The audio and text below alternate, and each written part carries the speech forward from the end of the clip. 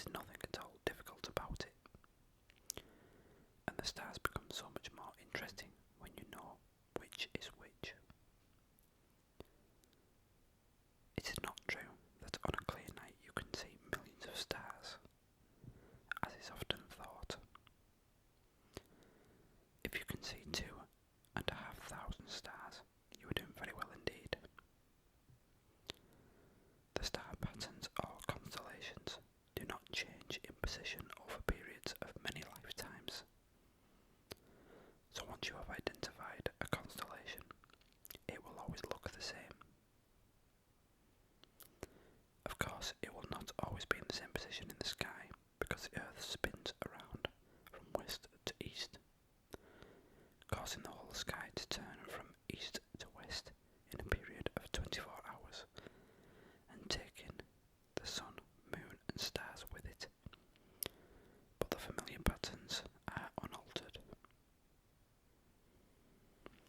The Earth, Sun and Moon. The Earth is a planet moving around the Sun at a distance of 150 million kilometres. There are 7 other planets moving around the Sun at different distances and in different times. Mercury and Venus are closer to the Sun than we are, whilst Mars, Jupiter, Saturn, Uranus and Neptune are further away. Together with various bodies of lesser importance, such as the Kepler belt, object Pluto, and the moons or satellites of the planets. These make up the Sun's familiar solar system or family, our own particular part of the universe. The planets have no light of their own and shine merely because they reflect the rays of the Sun. They look like stars as seen with the naked eye, but unlike the stars, they wander slowly around from one constellation to another. Even though they always keep to certain well-defined regions, Mercury always stays close to the Sun. That is not easy to find unless you deliberately look for it at the best possible moment. Uranus is on the fringe of the naked eye visibility, and to see Neptune you need optical aid. The other planets are bright, but it is possible to confuse them with stars unless you know what they are. The Sun is an ordinary star. It is a globe of hot gas with a surface temperature of 6,000 degrees centigrade, and it is big enough to swallow up more than 1 million globes of volume of the Earth. It is shining not because it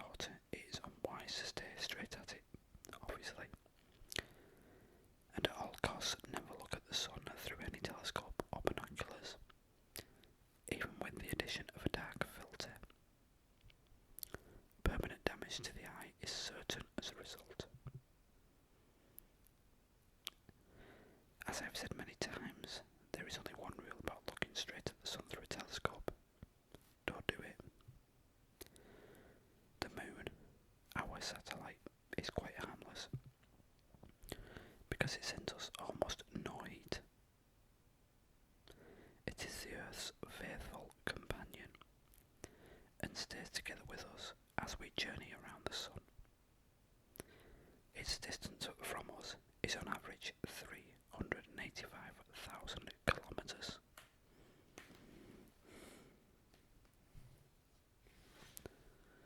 Which is less than 10 times the distance right round the Earth's equator. Like the planets, it shines by reflecting sunlight. The phases, or monthly changes of shape from new to full, depend how much of the moon's sunlight is turned in our direction. The moon is smaller than the Earth, with a diameter of only 3,476 kilometres, as against 12,756 kilometres for the Earth. It has a lower pull of gravity, and so has been unable to cling onto any atmospheres. It may once have had one, so today it is airless and lifeless. The broad, dark plains, easily visible with the naked eye, are still called seas, but there has never been any water in them. The whole of the moon is dominated by mountains, valleys and craters. Binoculars show them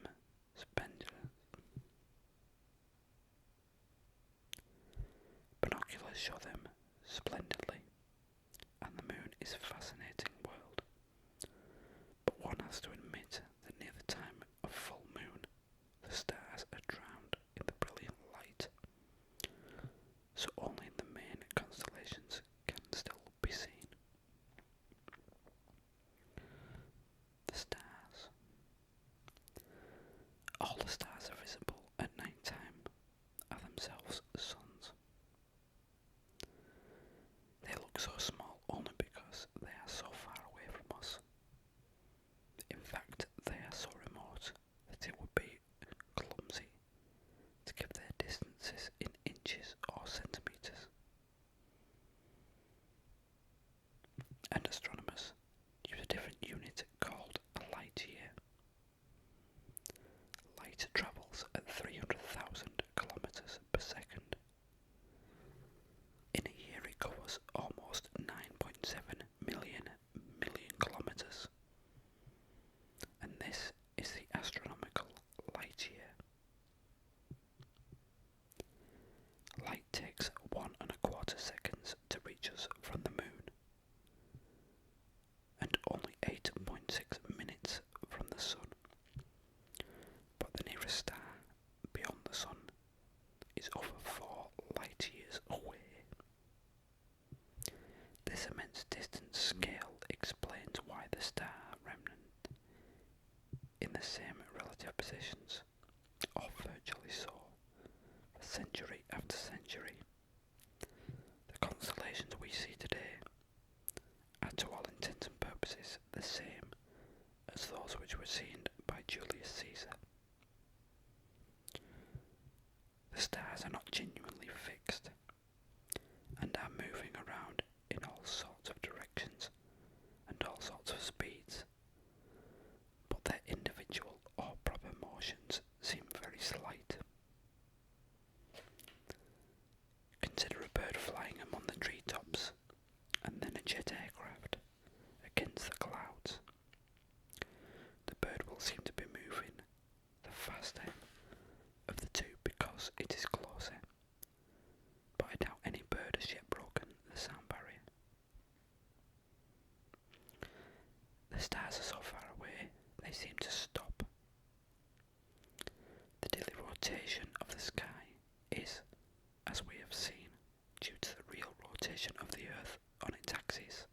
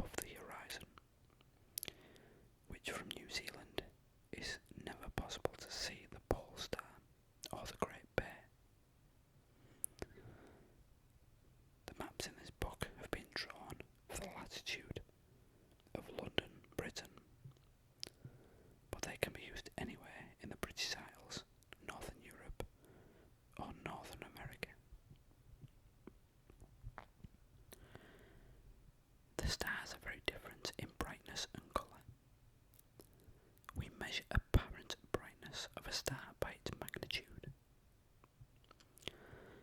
The scale works rather in the manner of a golfer's handicap, with the more brilliant performers having the lower values, thus a star of magnitude. 1 is very bright, 2 less bright, and so on down to magnitude 6. To see stars below magnitude 6, you need a binocular or telescope.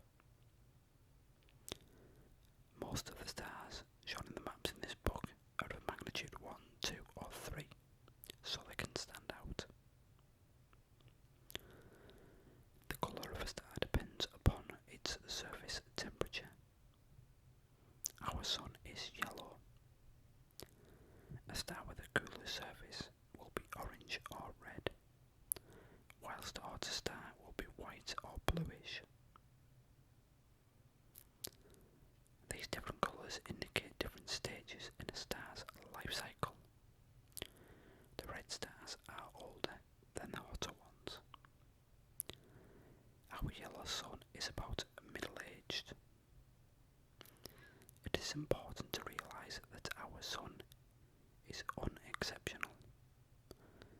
We know of stars which are much more powerful. The pole star is 6,000 times as luminous as the sun. Rigel, in the constellation Orion, could match 60,000 of our suns, but is over 900 light years away.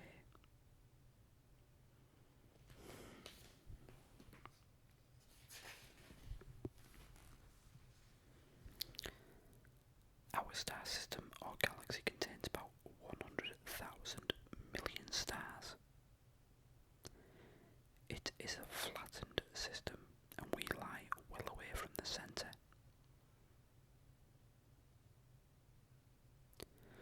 Beyond our galaxy, many millions of light years away, we can see other galaxies, but I do not propose to say much about them here because only one of them is easily visible with the naked eye, which is the Andromeda spiral galaxy, best seen on autumn evenings.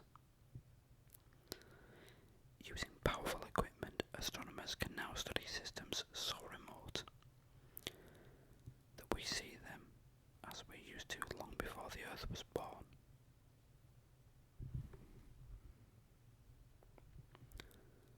Right, so that's just the first few pages of the Phillips Guide to the Night Sky book, which is meant for budding astronomers, people who just want to get interested in the constellations or the stars. The Phillips books for astronomy are very, very good. They are very cheap, easy to pick up, and quite a lot of them are done, as this one is by Sir Patrick Moore. So they are written with a certain enthusiasm and genuine love for the hobby or profession. So I hope the reading has gone well. I just want to try a few of the different books I've got. As I've said before, some of them are dry subjects. Some of them can be completely uninteresting if you're not into the subject at all. But for ASMR, I thought they might be quite good, because in reading type of videos, usually you're more interested in the actual sounds and triggers of slow whispered reading and all that. So the actual content does not matter as much. So I hope I'm getting the levels right and the volumes a bit better as I'm going along, because I'm still trying to perfect that. And I'm still trying to leave some close whispering sounds, as I am speed.